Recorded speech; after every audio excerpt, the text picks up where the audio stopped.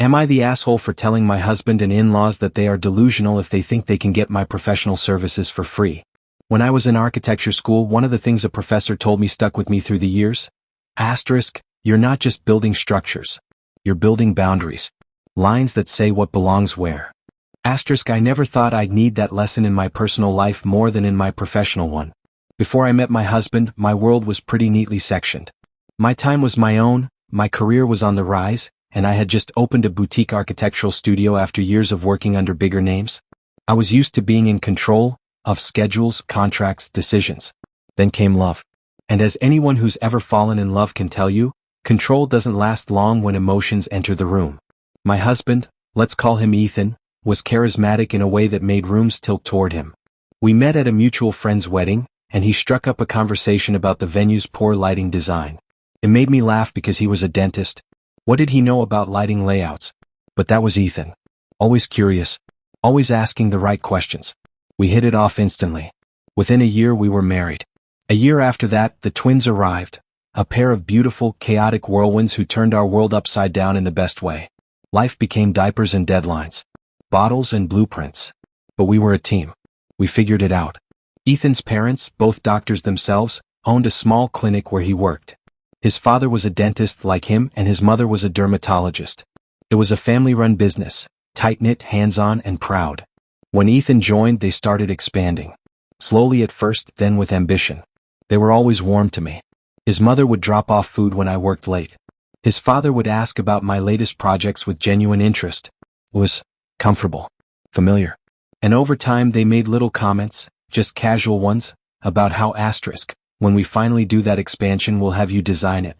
Asterisk, it seemed harmless. I smiled, nodded, and assumed it was far off.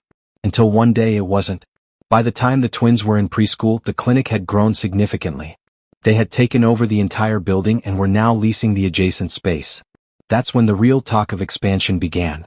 They wanted to add 5 new consultation rooms, a small operating room, an ultrasound and X-ray unit, redesign the lobby, and create landscaped gardens in the front and back. It wasn't a small project. This was a full medical build-out. I was in the middle of a hospitality design for a boutique hotel at the time. My studio was just hitting its stride. We had landed 2 high-profile contracts and were prepping for a local design expo. My calendar was booked out for months. So when Ethan casually asked if I'd managed the clinic expansion project, I paused. He made it sound so simple. As if I could just rearrange my entire workload because it was family. I gently told him no.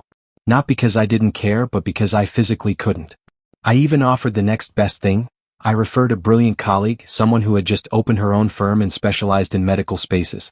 She had the time, talent, and experience. I even told her I'd help consult on the side if needed. I thought that would be enough. It wasn't. What followed was strange. The warmth from his parents cooled. Invitations to family dinners came with long silences. They never said anything outright, but their disappointment clung to every interaction. Ethan, caught in the middle, tried to play mediator, but I could see it. He felt like I had turned my back on something sacred. Then things took a turn I didn't expect. One afternoon, while checking my business email, I saw a forwarded message from a former client who subscribed to the clinic's newsletter. "Hey, congrats on the clinic redesign," he wrote, attaching the newsletter. I opened it and there it was.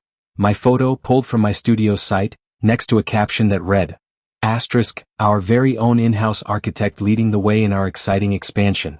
Asterisk. They had never asked for permission. Never told me. They just assumed. I was stunned. Not only had they committed my name and reputation to a project I hadn't agreed to, but they had broadcasted it. Publicly. That was more than a misstep. That was a boundary shattered. I called Ethan. Told him I couldn't stay silent. Then I did what I had to do. I sent a formal email to the clinic, respectfully stating that I was not affiliated with the project and that my name and likeness had been used without consent. I asked them to issue a correction and remove all materials suggesting my involvement. I also attached the proposal from the colleague I had referred, with her contact details and availability. The backlash was immediate. Ethan's father called my father. My mother-in-law made vague social media posts about people who value money over family. Ethan stopped talking to me for 2 days, which for us was unheard of. He said I embarrassed them. Said I made it seem like they were trying to exploit me. But that's exactly what was happening. Whether intentional or not, they expected free labor, free branding, and free reputation, all under the veil of family loyalty. Meanwhile, the project moved forward. They hired a low-cost design-build firm with mediocre reviews. Problems started surfacing within the first few months. Permits delayed, floor plans that didn't comply with healthcare regulations, confusion between the general contractor and designers. I stayed out of it. They completed the build 6 months late and 30% over budget. The X-ray room didn't pass its first inspection. The landscaping plan had to be scrapped entirely because of zoning issues they hadn't accounted for. The new lobby had acoustics so bad that patients couldn't hear receptionists behind the glass. Still, I said nothing.